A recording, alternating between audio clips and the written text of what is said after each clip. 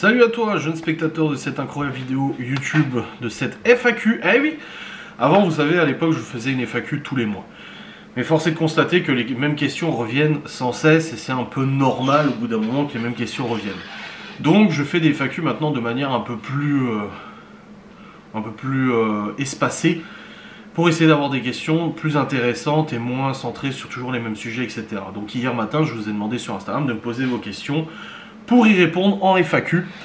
Et il est temps maintenant de répondre à cette FAQ du mois de février 2025. Ça fait, je crois qu'on avait fait une FAQ il y a 2 ou 3 mois, il me semble, avec Laura. Je crois, hein, je suis plus sûr, mais il me semble que c'était il y a 2 ou 3 mois. Donc là, je vous ai demandé, je vous ai posé des questions.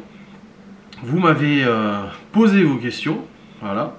Et j'en ai retenu du coup plusieurs. Alors, il y a une question majoritaire qui est revenue, qui compose 90% des questions que vous m'avez posées, c'est est-ce que nous partons en vacances cet été?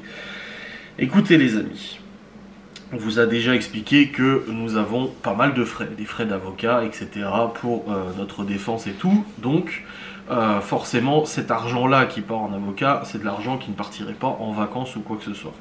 Donc pour l'instant, non, pour cet été, il n'est pas prévu que nous partions en vacances avec les enfants.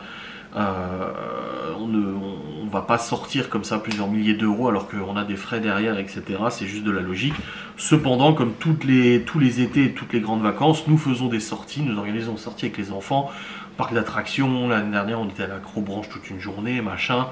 Plus c'est sorti ici, on a la chance dans les Vosges d'avoir pas mal de choses qu'on peut faire et tout, si la météo nous le permet, parce que l'été dernier, ça a été très compliqué avec la météo. On a eu un mois de beau temps et encore, c'était limite, tu vois.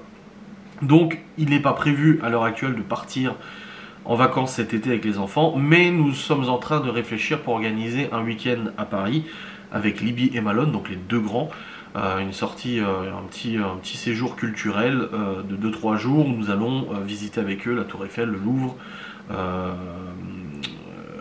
musée Grévin, des choses comme ça. Léo l'a déjà fait l'année dernière avec l'école, il a eu la chance de partir à Paris avec l'école primaire.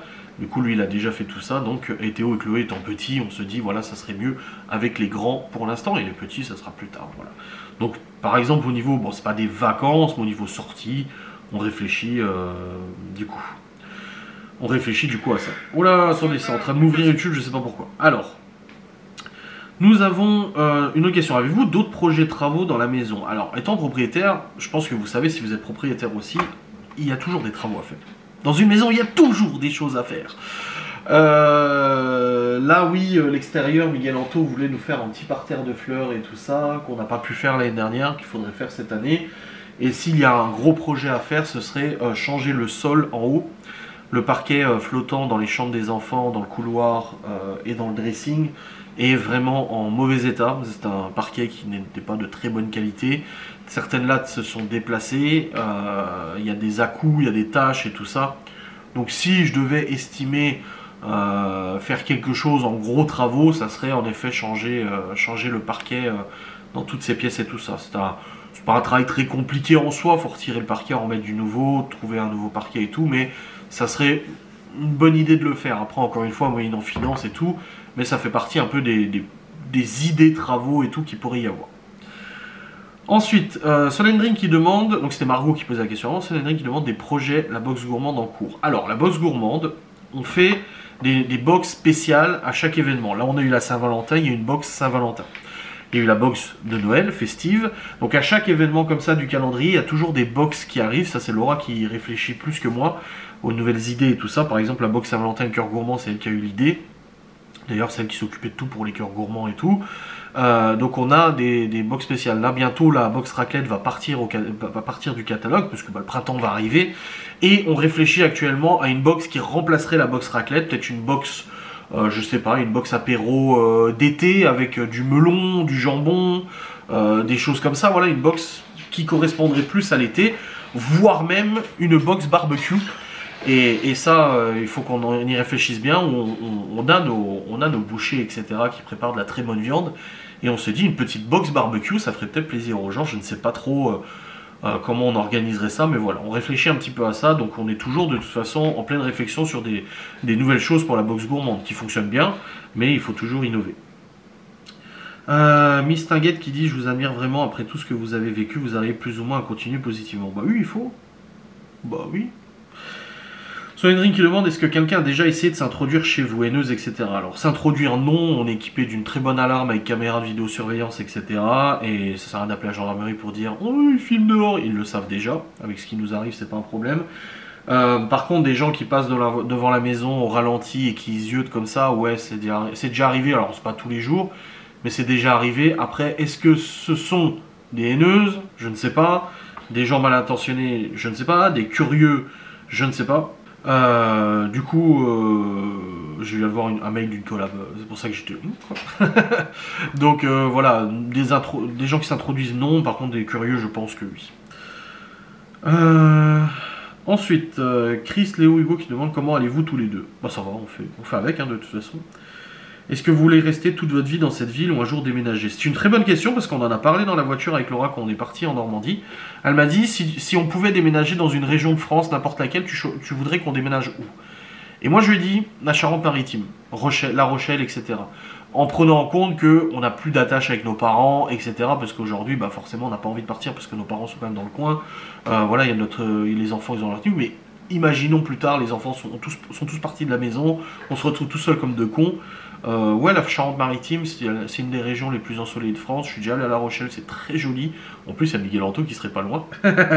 Mais voilà, ouais, ce serait une idée. Après, bon, c'est pas pour tout de suite. Peut-être dans 10-15 ans, on verra bien, on vend cette baraque et puis on achète ailleurs.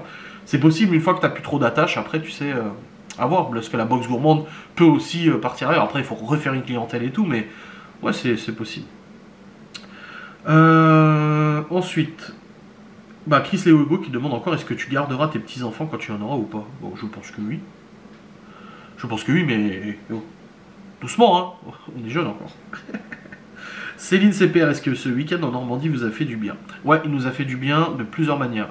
La première est que du coup, on a pu voir nos amis qui sont très très très gentils et très adorables.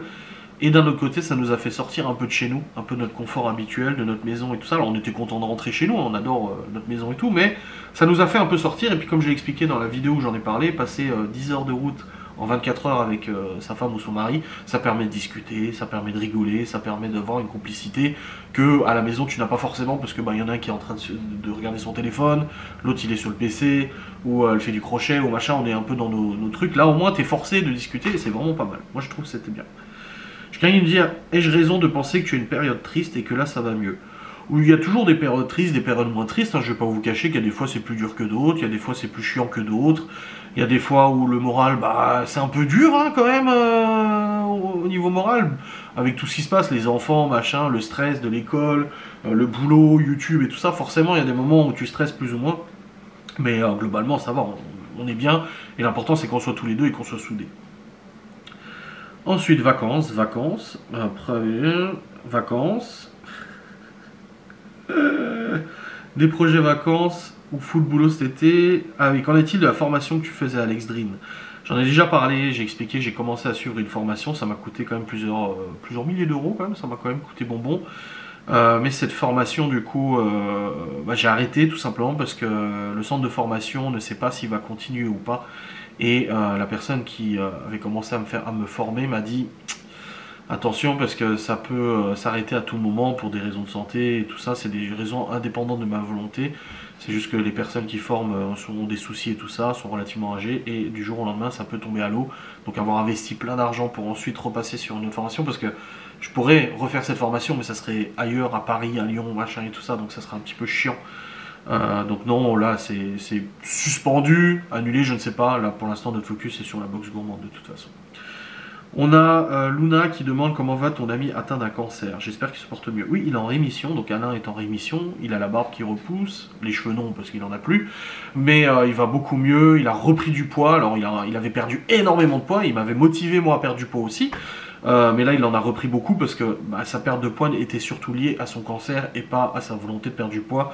Donc comme je dis à Laura quand elle me dit: oh putain il a bien repris et tout, je dis oui mais c'est bien parce que c'est du bon poids. C'est-à-dire qu'il est en meilleure santé et qu'il souffre plus de son cancer et tout ça. Donc ouais il est en rémission, mais je crois qu'après il a de la surveillance à faire régulièrement du coup pour ce cancer. Ensuite, Christelle qui demande: penses-tu faire une vidéo explicative une fois que la procédure judiciaire sera finie? Je pense que d'ici que quelque chose se passe, que le dossier soit classé sans suite ou qu'il y ait un renvoi vers un tribunal, parce que je l'explique encore une fois, aujourd'hui il y a mise en examen. La mise en examen nous permet d'avoir accès au dossier. C'est une très bonne chose, même si Laura n'a aucune raison d'être mise en examen, à part me mettre pression sur moi, mais ça, son nom n'apparaît nulle part dans le dossier, tu vois. Mais bon, ça, c'est des techniques judiciaires, en gros, pour, voilà. Parce que quand tu sais les questions qu'ils lui ont posées à Laura envers moi, tu te dis, mais en fait, il s'imagine ce que les tutos s'imaginent, tu sais, que je suis un monstre, je sais pas, parce que je l'ai déjà tapé, battu, volé, machin, non mais, truc de malade. Donc là, la mise en examen nous permet d'avoir accès au dossier, nous permet aujourd'hui de faire des réquisitions, de faire des demandes auprès de la juge pour auditionner des gens, des principaux protagonistes de cette histoire, d'apporter nos éléments de preuve. J'ai un dossier qui est long comme ça, qui peut du coup expliquer plein de choses et qui peut surtout justifier énormément de choses et répondre à beaucoup de questions. Si la juge décide que finalement elle clôt l'affaire, l'affaire s'arrête là, même si derrière, du coup, les parties civiles peuvent toujours faire appel et tout ça. Si maintenant elle décide de renvoyer vers un tribunal, donc je serai renvoyé, ou des personnes seront renvoyées vers un tribunal en vue d'un procès, et encore une fois, ça ne veut pas dire que tu es condamné, tu vas arriver devant un juge, du coup, un juré, etc., au tribunal correctionnel, hein, c'est pas le cour d'assises, hein, c'est pas un meurtre ou quoi que ce soit. Je préfère le préciser aussi, hein, parce que les gens s'imaginent un million de choses. Donc, s'il y a renvoi vers le tribunal, à ce moment-là, nous allons encore pouvoir nous défendre, pour justement aller jusqu'à un acquittement, donc pas de condamnation, ou une condamnation à une amende ou quelque chose comme ça et tout. Donc est-ce qu'une fois que tout ça sera fini, j'en ferai une vidéo? Je pense que d'ici que tout ça fini, je ne serai plus sur YouTube. Maintenant j'ai toujours mon livre qui est là, peut-être qu'un jour je m'en servirai, je le publierai, je ne sais pas. Franchement je sais pas trop. Aujourd'hui il n'y a rien qui se passe, il n'y a rien qui avance en réalité. Des choses avancent mais rien de fou. Et je pense qu'il y en a encore pour un bon moment avant de savoir si c'est renvoyé vers un tribunal ou pas. Ensuite, comptez-vous reprendre un toutou ou pas, Julie? Alors, j'ai déjà expliqué vis-à-vis des chiens que je n'étais pas contre le fait de reprendre un animal. J'aime bien les chiens, j'en ai toujours eu au final depuis que je suis adulte. Donc, l'idée de reprendre un chien n'est absolument pas exclue. C'est-à-dire que je suis pas là en mode non, ça y est, j'en veux plus de toute ma vie. Non, j'aime bien les chiens et tout. Bien sûr que ça apporte des avantages, mais aussi des contraintes et tout. Aujourd'hui, on est dans une période où nous n'avons plus de chiens. Je préfère attendre un petit peu. Et pourquoi pas, dans quelques mois, quelques années, ou j'en sais rien, décider de reprendre un animal. Oui, mais pas tout de suite. Là, tout de suite, j'ai pas la tête à ça. Et voilà, on se focus sur d'autres choses. Ensuite, partir en vacances, partir en vacances, partir en vacances. Voici un peu pour cette FAQ du mois de février 2025. On se retrouvera peut-être dans quelques semaines, quelques mois pour une nouvelle FAQ. Des bisous, salut.